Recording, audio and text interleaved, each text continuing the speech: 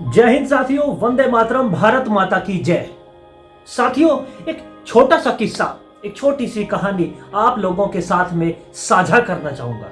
जी हाँ, ये छोटा सा किस्सा आज की इस महामारी के दौर में एक ऊर्जा देगी आपको और हमें, एक जीने का सबब बनेगा हमारे लिए, एक टॉनिक का काम करेगा हमारे लिए ये किस्सा। पहाड़ी इलाके में एक बाप और बेटा रहा करते थे और उनके घर के पास में एक ऊंची सी चट्टान थी। बाप रोज सुबह उठ के उस चट्टान पर घूमने के लिए जाया करता था। चट्टान का रास्ता बहुत उबड़ खाबड़, ऊपर नीचे और पथरीला, संकट से भरा रास्ता था, लेकिन वो रोज सुबह उठ के 15 मिनट, आधा घंटा, 1 घंटा वहां पर बिताने के लिए जाया करता था। एक दिन उस आदमी का बेटा उठा और बोला, पिताजी आज मैं भी आपके साथ चलूंगा, क्योंकि रास्ता ठीक नहीं था, कंकड़ से भरा रास्ता था।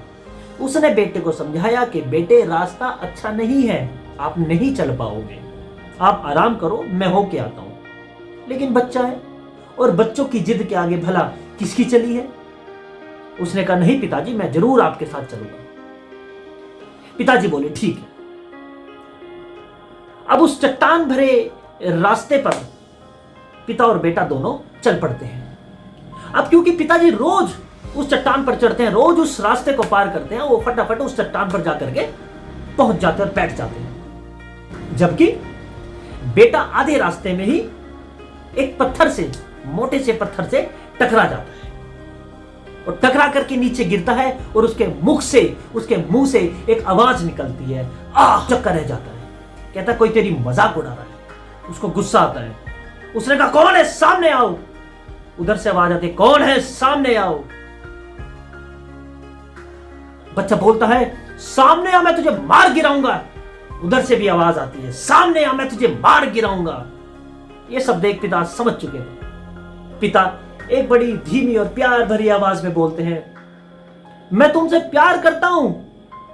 और उधर से आवाज आती है, मैं तुमसे प्यार दोगे जैसा आप दूसरे लोगों को दोगे, जैसा आप दूसरे लोगों के लिए सोचोगे, सेम टू सेम वैसे का वैसा आपको मिलेगा। साथियों, और अगर इस कोरोना महामारी के दौर की मैं बात करूं तो जैसा आप इस शरीर को दोगे ना, जैसा आप इस शरीर को बनाओगे, जैसा इस शरीर को ढालोगे, फलस्वरूप वैसा ही वो आपको देगा। गरीब से गरीब आदमी भी एक काढ़ा तो बना सकता है। मैं ये नहीं कहता 100, 150, 200 रुपए किलो के विटामिन सी के फल खाओ, प्रोटीन डाइट लो, ठीक है, हर एक के लिए संभव नहीं है।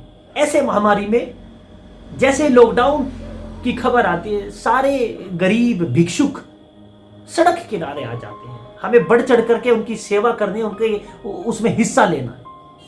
लेकिन गरीब से गरीब 10 रुपए का मास्क तो ले सकता है, भाप ले सकता है, काढ़ा ले सकता है, 20-22 रुपए का विटामिन सी का पत्ता आता है, वो तो ले सकता है। साथियों, घर पे तो रह सकता है। जो भी मदद है उनके घर पर पहुंचाई जाएगी। हम क्यों बेवजह अपने शरीर को हॉस्पिटल के लिए आमंत्रित कर रहे हैं। जैसा आप अपने शरीर को दोगे वैसा आपका शरीर आपको देगा। इसे हष्टपुष्ट रखोगे, आपकी आयु बढ़ेगी। इसके साथ खिलवाड़ करोगे, फलस्वरूप वेंटिलेटर बहुत ज्यादा दूर। ठंडे पदार्थों का सेवन मत करो। फ्रिज का पानी, कोल्ड ड्रिंक कुछ टाइम के लिए छोड़ दो। अभी ज्यादा से ज्यादा सावधानी बरतने की जरूरत है हमें। अफवाहों से बचो, अफवाहों से बचो। पैनिक नहीं होना है, घबराना नहीं है। क्यों बिना मतलब में अपनी पल्स रेट बढ़ानी है, क्यों अपनी हार्ट बीट बढ़ानी है, जबरदस्ती क्यों हमें ऑक्सीमीटर खरीद के अपनी पल्स रेट, अपनी नर्व्स चेक करनी है। अरे बिल्कुल ठीक है, स्वस्थ है, ऐसी पॉजिटिव माइंड के साथ अपना जीवन हमें जीना है। जय हिंद साथियों।